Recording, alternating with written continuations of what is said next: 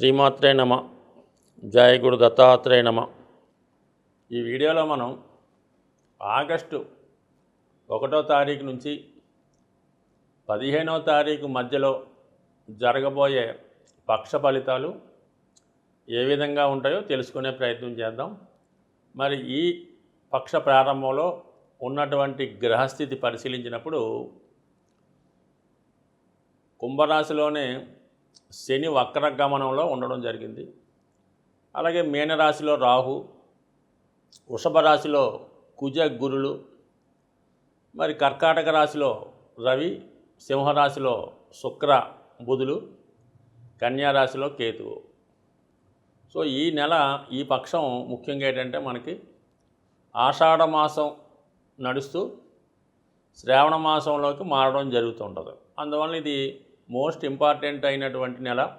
ముఖ్యంగా స్త్రీలకి, అలాగే స్త్రీ దేవతల్ని ఆరాధిస్తున్న వాళ్ళకి ఈ నెలలో ఎక్కువ ధనయోగం ఏర్పడుతుంది. ముఖ్యంగా మనకి ఈ నెలలోనే గరుడ పంచమి ఆగస్టు 9వ తారీఖున రావడం, అది సంతానం లేని వారికి, ఆర్థిక సమస్యలతో ఉన్న వాళ్ళకి ఆ రోజు విధి విధానంగా విష్ణుమూర్తిని ఆరాధించడం వల్ల మనకి అదృష్టం కలిగే అవకాశం ఉంది. ఈ పక్షంలో బుధగ్రహం వక్రగమనం పొందడం జరుగుతుంది. సో బుధుడు వక్రగమనం పొందడం వల్ల చాలా వరకు కొన్ని రాశులకి మంచి ఫలితాలు రావడం జరుగుతుంటుంది. అలాగే మనీ రొటేషను ఎక్కువ పెరుగుతూ ఉంటుంది. విద్యార్థులు విద్యయందు ఎక్కువ శ్రద్ధ చూపడం కూడా జరుగుతూ ఉంటుంది. ముఖ్యంగా మరి ఇదే శ్రావణ మాసంలో వస్తున్నటువంటి వరలక్ష్మి వ్రతం కూడా ఈ నెల ఆగస్టు 16వ తారీఖున రావడం, అది విధి విధానంగా అందరూ అనుకుంటారు కేవలం ఇది స్త్రీలకు సంబంధించిన వ్రతమే అనుకుంటుంటారు. కానీ అలా కాకుండా మరి కుటుంబంలో ఉన్నటువంటి స్త్రీలతో పాటు వాళ్ళు ఎంత విధి విధానంగా నియమంగా ఈ వ్రతాన్ని ఆచరిస్తారో పురుషులు కూడా, అంటే వాళ్ళు భర్తలు అవ్వచ్చు, వారి యొక్క సంతానం అవ్వచ్చు, వారు కూడా చాలా నియమంగా విధి విధానంగా ఉంటూ ఆ రోజు లక్ష్మీ అమ్మవారిని, విష్ణుమూర్తి అమ్మవారిని ఆరాధించడం వల్ల ఖచ్చితంగా జాతకంలో ఉన్నటువంటి చాలా దోషాలు పరిహారం అవుతాయి. ముఖ్యంగా వివాహం కాని అమ్మాయిలకు కానీ అబ్బాయిలకు కానీ వరలక్ష్మి వ్రతం రోజు విధి విధానంగా పూజ చేసుకోవడం వల్ల ఆ అమ్మవారి అనుగ్రహానికి పాత్రులై తొందరగానే వివాహం జరగడం కూడా జరుగుతూ ఉంటుంది. అంటే మిగతా మాసాల కన్నా ఈ శ్రావణ మాసం అన్నది వివాహాలకి శ్రేష్టమైనది. అలాగే రెమెడీస్ ఏమన్నా మనం చేసుకుంటే అది వివాహం కొరకు అవ్వచ్చు, ఆర్థిక సమస్యల పరిష్కారం గురించి అవ్వచ్చు, ఆ పరిహారం కూడా మనకి చక్కగా మిగతా వాటికన్నా ఈ మాసంలో ఎక్కువ ఫలితాన్ని ఇవ్వడం జరుగుతూ ఉంటుంది. కాబట్టి మరి మన సభ్యులందరూ కూడా ఈ ఆషాఢ మాసంతో ప్రారంభమై మరి మనకి శ్రావణ మాసంతో ఇంకా మొదలవబోతున్నటువంటి ఈ పక్ష ఫలితాల్లో ఈ బుధ వక్రగమనం వల్ల కొన్ని ఫలితాలు మారడం జరుగుతుంటుంది. అది విధి విధానంగా మీరు తెలుసుకొని మరి చివరిలో చెప్పబోయే పరిహారాలు కూడా పాటించడం వల్ల చక్కని ఫలితాలు పొందుతారని ఆశిస్తూ, కర్కాటక రాశి వారికి ఈ పక్షం చాలా అనుకూలంగా ఉంది. లాభస్థానంలో ఉన్నటువంటి కుజ గురులు జాతకుడికి అటు వృత్తి సంబంధించిన విషయాల్లోనూ తన టాలెంటుని రుజువు చేసుకునే ప్రయత్నంలోనూ ఖచ్చితంగా మంచి లాభాన్ని పొందడం జరుగుతుంది.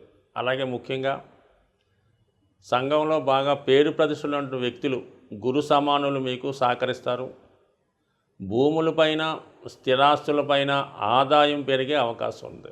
అలాగే మీరు చాలా కాలంగా కలుసుకోవాలనుకున్నటువంటి ఆధ్యాత్మికవేత్తలను కానీ, మీ యొక్క గురువులను కానీ, లేదంటే మీకు వెల్ విషర్ అనుకున్న వాళ్ళు ఈ సమయంలో కలుసుకోవడం, వారి దగ్గర నుంచి సరైనటువంటి సలహాలు స్వీకరించడం, అది మీ అభివృద్ధికి చాలా వరకు కారణం అవుతుంది. ధనస్థానంలో శుక్రబుధులు, లాభాధిపతి ధనస్థానం, ఇది కూడా జాతకుడికి ఒక చక్కని ధనయోగాన్ని ఈ వారం ప్రారంభమైంది. ముఖ్యంగా శుక్రుడు అది స్థిరాస్తులపై ఆదాయం ఏర్పడుతుంది. ముఖ్యంగా మదరు సంబంధించింది కానీ మదరు సమానమైనటువంటి వ్యక్తులు అంటే తల్లిగారు, అత్తగారు అవ్వచ్చు, వదిన, అక్క ఇలాంటి వాళ్ళు మీకు అంటే స్త్రీలు అనుకోవచ్చు. స్త్రీల సహకారం, గౌరవప్రదమైనటువంటి ప్రభుత్వ హోదా కలిగినటువంటి స్త్రీల యొక్క సహకారం మీకు సంపూర్ణంగా లభించే అవకాశం ఉంది. అలాగే బుధుడు అక్కడ ఉండడం వల్ల మీ కుటుంబంలో ఎవరో ఒకరికి ఏదైనా వివాహం నిశ్చయం అవ్వడం కానీ ఉన్నత విద్యా అవకాశాలు రావడం జరిగే అవకాశం ఉంది. అలాగే ఏదన్నా ఎక్కువగా ఈ రాబోయే 15 రోజుల్లో జాతకుడు ఎక్కువగా విందు వినోదాల్లోనూ వివాహ వేడుకల్లోనూ పాల్గొనడం జరుగుతూ ఉంటుంది. ముఖ్యంగా స్త్రీలకి ఈ నెలలో వచ్చే ఈ పూజలు, నోములు, వ్రతాలతో చాలా బిజీగా ఉంటారు. వాళ్ళకి ఎక్కువ ఆభరణాలు లాంటివి కానీ పట్టు వస్త్రాలు లాంటివి సమకూరే అవకాశం ఎక్కువగా ఉంటుంది. మరి రాశి అందే రవి సంచరించడం వల్ల జాతకుడికి సెల్ఫ్ ఎర్నింగ్ కెపాసిటీ పెరుగుతుంది. స్వయం కృషితో ఇతరుల సహకారం లేకుండా ధన సంపాదించే ఆలోచన చేస్తూ ఉంటాడు. ప్రభుత్వ పథకాలు అనుకూలించే అవకాశం ఉంది. ఏదైనా ప్రభుత్వ ఉద్యోగం కోసం ప్రయత్నం చేసిన, ప్రభుత్వ పథకం కోసం ప్రయత్నం చేసిన, లేదంటే ఏదన్నా మరి పెద్దవాళ్ళ సహకారం అంటే మీకు వారసత్వంగా మీ తండ్రి గారి దగ్గర నుంచో పెద్దవాళ్ళ ద్వారా రాసిన పదవి ఏమన్నా ఉంటే ఈ సమయంలో ఒక రాజకీయ పదవి కానీ ఏదో ఒక అనుకూలత గవర్నమెంట్ ద్వారా మీకు వచ్చే అవకాశం ఉంటుంది. దానికి అదనంగా మీరు ప్రస్తుతం చేస్తున్నటువంటి వృత్తిలో మార్పు వచ్చే అవకాశం ఉంది ఈ ఆగస్టు 16వ తారీఖు వరకు. అంటే ధనాధిపతిగా ఉన్నటువంటి ఈ రవి అష్టమాధిపతి అయినటువంటి శనితో షష్టాష్టకాలు రావడం అన్నది ఒక విధంగా జాతకుడు ఆదాయ వనరుల్లో మార్పు వస్తూ ఉంటుంది సడన్గా. అలాగే వృత్తి వ్యవహారాల్లో కూడా మార్పు రావచ్చు. మీకు ఇంకా మంచి ఉద్యోగం లాంటిదే ప్రస్తుతం వచ్చిన దానికన్నా రావడం కానీ, చేస్తున్న ఉద్యోగంలో ఇంకా మీకు బరువు బాధ్యతలు పెరగడం కానీ జరిగే అవకాశం ఉంది. అది టెంపరీగా కొంత ఇబ్బంది అయినప్పటికీ కూడా రాను రాను దాని యొక్క ఆదాయం, దాంట్లో ఉన్నటువంటి లాభాన్ని మీరు పొందే అవకాశం ఉంటుంది. కాబట్టి ఏదైనా ఉద్యోగపరమైన మార్పు వస్తే అది తప్పకుండా స్వీకరించే ప్రయత్నం చేయండి. సో ఏదైనా మరి ఈ పక్షంలో జాతకుడి యొక్క ధనయోగం బాగుంది కాబట్టి మనకి ఏదన్నా ఈ సమయంలో మీరు ఏదైనా సాధించాలి, ఏదైనా చేయాలనుకుంటే మాత్రం 100% చేయొచ్చు. ఇది ఎక్కువగా ఏదైనా టీవీ, మీడియా, సినిమా, కళారంగంలో ఉన్న వాళ్ళకి కూడా కొత్త కొత్త అవకాశాలు రావడం జరుగుతూ ఉంటుంది.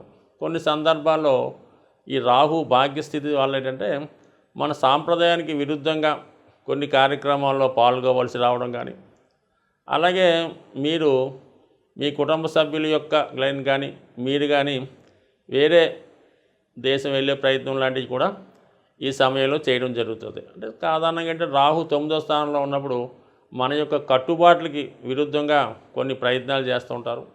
ముఖ్యంగా వివాహ సంబంధించిన విషయాల్లో కొంతవరకు ఏంటంటే మనకి ఈ సమయంలో మరి వివాహ సంబంధాలు వెతికే వాళ్ళు మాత్రం చాలా శ్రద్ధగా వెతకవలసి ఉంటుంది. చాలా వరకు బాగా దగ్గరికి వచ్చి ఇంకా అయిపోతుంది అనుకున్నటువంటి స్టేజ్లో ఈ సంబంధాలు మిస్ అవ్వడం జరుగుతుంటుంది.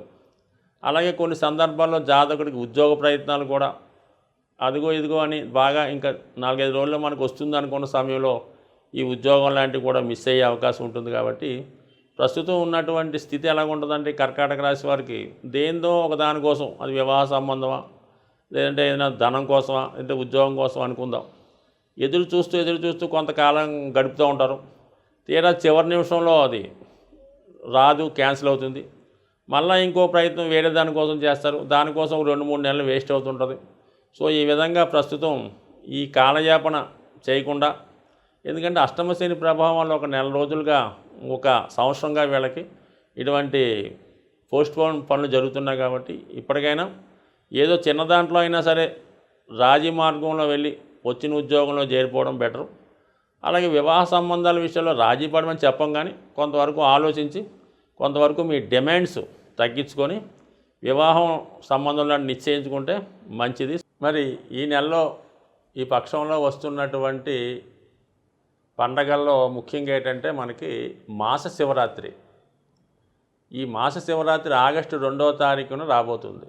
ఖచ్చితంగా ఆ రోజు శని యొక్క ప్రభావం ఉన్నవాళ్ళు లేదా రాబోతున్న వాళ్ళు కూడా ప్రతీ నెల ఒకసారి మాస శివరాత్రి రోజు ఏదైనా శివాలయంలో అభిషేకం చేసుకోవడం వల్ల, అభిషేకం చేయడం కుదిరితే కనీసం శివాలయం దర్శించి ఒక 11 ప్రదక్షిణలు చేయటం వల్ల మీకు నెల మొత్తంలో శివుణ్ణి పూజించే ప్రభావం మీ ఖాతాలో వేయడం జరుగుతుంది. కాబట్టి మొత్తం రాబోయే ఈ నెలంతా మళ్ళీ మాస శివరాత్రి వచ్చేంత వరకు కూడా మీకు ఈ మాస శివరాత్రిలో చేసుకునే పుణ్యం ఎల్లవేళలా మిమ్మల్ని కాపాడుతుంటుంది. సో అందువల్ల కంపల్సరీగా మాస శివరాత్రి ఒకటి చేసుకోవడం. సో అలాగే మరి ఎక్కువగా సమస్యలతో ఇబ్బంది పడుతున్న వాళ్ళు, ఆర్థిక పరంగా మనం ఏమీ చేయలేకపోతాం అనుకున్న వాళ్ళు కంపల్సరీగా మనకి ఈ శ్రావణ మాసంలో వచ్చే తొలి గురువారం రోజు అంటే కంపల్సరీగా మీకు వస్తుంది. శ్రావణ మాసం మనకు ప్రారంభమవుతుంది ఈ పక్షంలోనే. తొలి గురువారం రోజు కంపల్సరీగా మీరు ఏదైనా గోశాలకు దర్శించడం కానీ, లేదంటే మీ కుటుంబంలో కానీ మీ దగ్గరలో ఏదైనా ఒక గోవు ఉన్నప్పుడు మీరు విధి విధానంగా స్నానం చేసి వీలైతే పసుపు రంగు బట్టలు, టీషర్ట్ అన్నా పర్లేదు, లేదంటే పంచా కండువా, లేదంటే పైన ఈ పసుపు రంగు వస్త్రాలు ధరించి మరి గోశాలలో శనగలు అంటే వరలక్ష్మి పూజకు ఉపయోగించే శనగలు కేజింపావు జాగ్రత్తగా నానబెట్టి మీ చేత్తోనే నానబెట్టి అందులో నానబెట్టిన తర్వాత దాంట్లో ఒక పావు కేజీ బెల్లం, ఈ కేజింపావు శనగలు, అలాగే ఈ పసుపు రంగు అరటిపళ్ళు, దేశవాళీ అరటిపళ్ళు పసుపు రంగు ఉంటాయి కదా, అవి ఒక 3 తీసుకోండి. ఇవన్నీ కలిపి చక్కగా ఒక మంచి ఇస్త్రాకులో పెట్టి ఎవరికైతే మనకి బాగా ఆత్మీయులంటి వారికి భోజనం ఏ విధంగా పెడతామో ఆ విధంగా ఆవుకు మీరు మరి అవి తినిపించి ఒక ఆవు ఉంటే ఆవు పెట్టండి, లేదంటే మొత్తం అందరికి కూడా అదే మీరు పెట్టడం. అలాగే ఆవు తింటున్న సమయంలో మీరు గోవు చుట్టూ 3 సార్లు ప్రదక్షిణ చేసి గోవు వెనక భాగంలో విధి విధానంగా నమస్కరించుకొని రావటం వల్ల కంపల్సరీగా మీకు మళ్ళా వచ్చే గురువారం వచ్చే లోపల ఎటువంటి ఆర్థికపరమైన సమస్య అయినా సరే ఖచ్చితంగా తీరవలసిందే. మళ్ళా ఇంకా తీరలేదనుకుంటే మళ్ళా వచ్చే ఆషాఢం, శ్రావణం, ఇంకా అలా ప్రతీ నెలలో వచ్చే మొదటి గురువారం రోజు కనీసం 3 సార్లైనా చేయండి. ఇది ఖచ్చితంగా మీ యొక్క సమస్యల నుంచి బయట వేస్తుందన్నమాట. అంటే గురువారం శనగలు, పసుపు రంగు వస్త్రాలు, శ్రావణ మాసం ఇది చేసుకోవడం వల్ల కంపల్సరీగా మీరు మీ యొక్క ఆర్థికపరమైన సమస్యల నుంచి ఏ రాశి వారైనా బయటపడే అవకాశం ఉంది. స్వస్తి.